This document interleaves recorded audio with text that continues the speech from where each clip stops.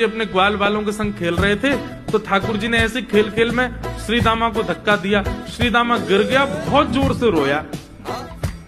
ठाकुर जी बोले अरे भैया शांत है जा, लग गई। अरे ठीक है अब शांत है जा। लेकिन श्री दामा शांत नहीं हो गए। ठाकुर जी बोले तुम कैसे हो? गोकुल में रहे में हम। गोकुल को मतलब है जहाँ हर घर में 1000 गैया, उसका नाम है गोकुल। इतनी गैयान को दूध घी दही सब हमारे घर में हो गए। अरे खा पी के न बढ़िया अपनी शरीर को बनाओ, खेल खेल में लगती रहे, इतना रोवे को कहा मतलब है? तो श्री दामा क्रोध में भर के बोला तू तो राजा को बेटा है लाला, तो को मक्खन खावे को मिले, घी खावे को मिले, दही पीवे को मिले। हम लोग तो बेचारे गरीब ब्रजवासी हैं। हम लोग जितना दूध घी दही बना में सब कंस के लोग ले जा में हमारे यहाँ से। कंस ने ब्रजवासी के ऊपर कर लगा रखो है, टैक्स लगा रखो है। कहा कि प्रत्येक ब्रजवासी को इतनो मटका भर के घी दूध दही सब मथुरा भेजना पड़े। हम लोग घर में ना रख सकें क्योंकि कंस के सिपाही जब आके हमारे घर की तलाशी करें, यदि इतने मटका हमारे घर को प्रसारित हैं, वहां से ज्यादा यदि हमारे घर में मिल गए तो मृत्यु दंड होगा हमारा।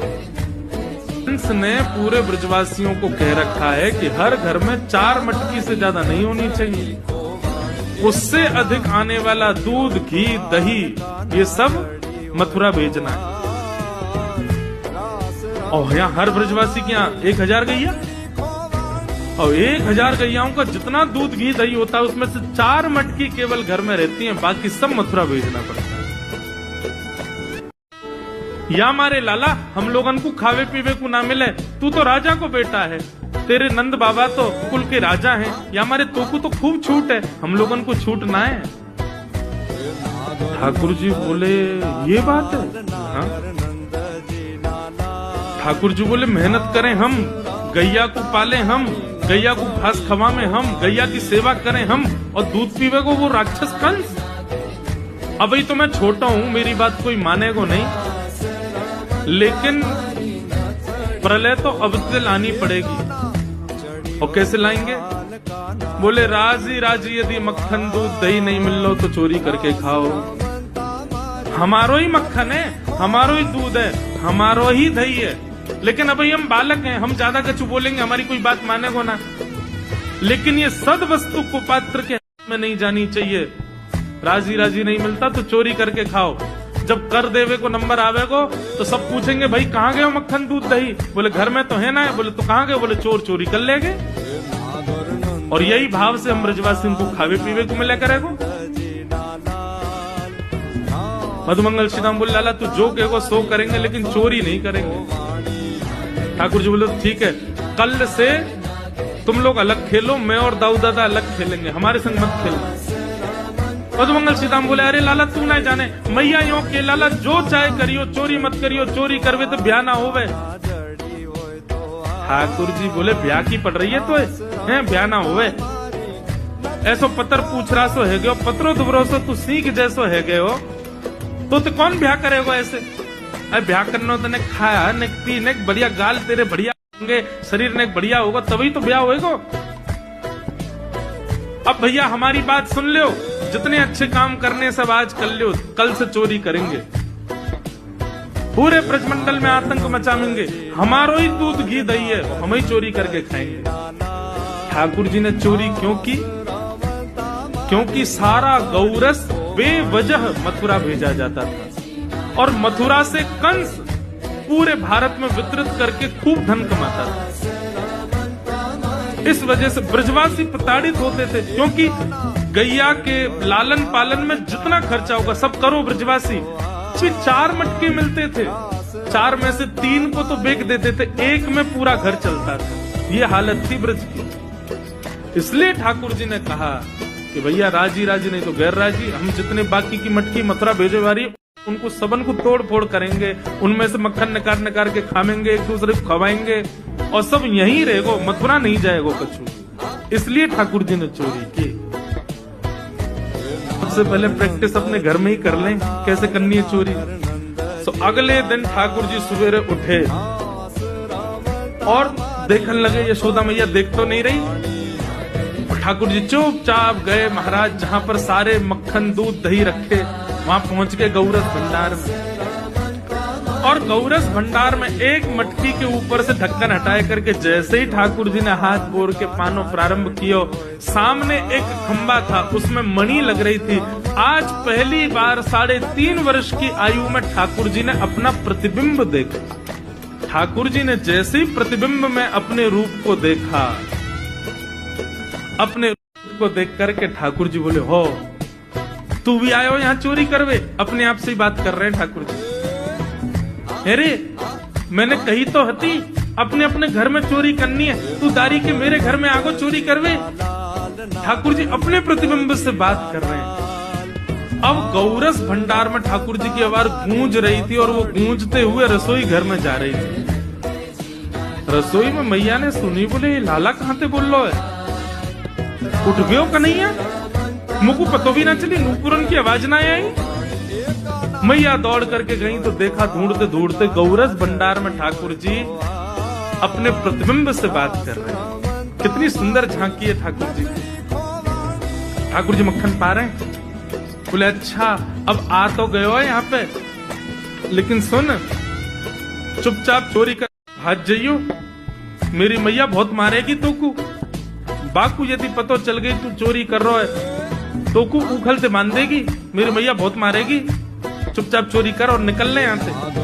ठाकुर जी चोरी की बात कर रहे थे, यशोदा मैया ने पीछे से सुनी, लाला ओ कन्हैया।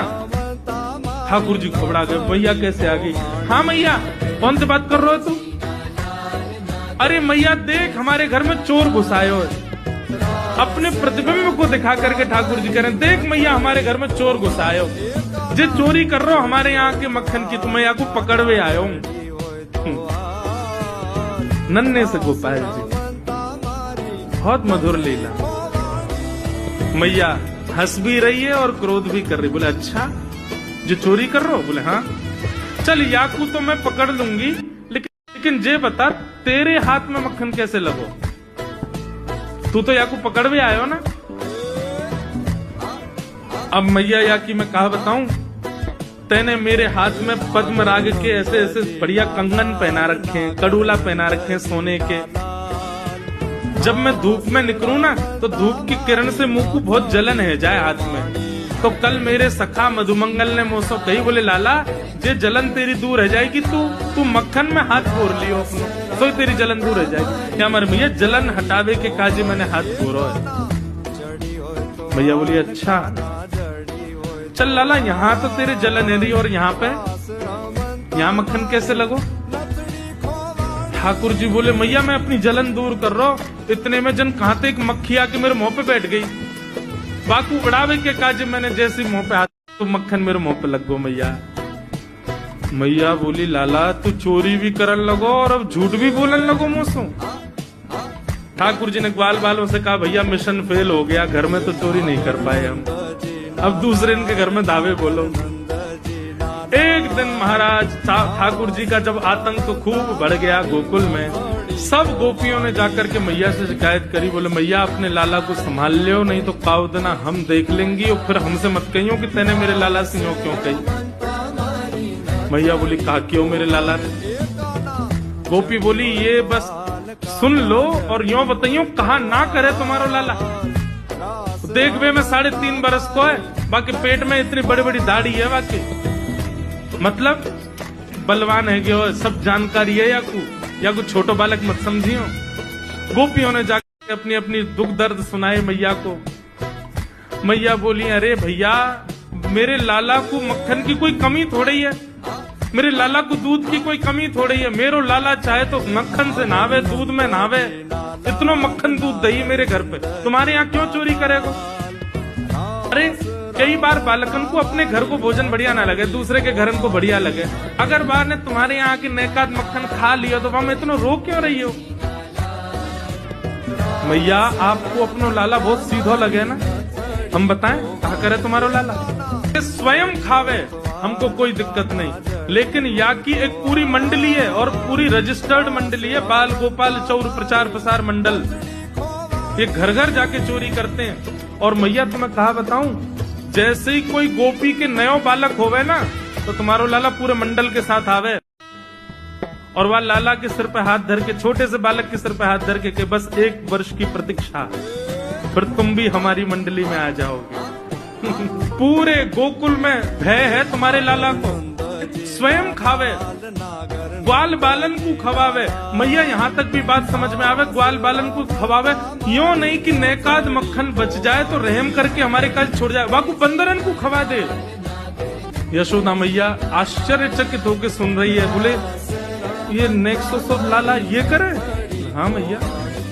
भी बोली मैया अगर चोरी करे तो दिक्कत, और यदि किसी कारण से हमने लाला को रोक दियो, चोरी नहीं कर पाए हमारे घर, तो हमारे रोने क्यों?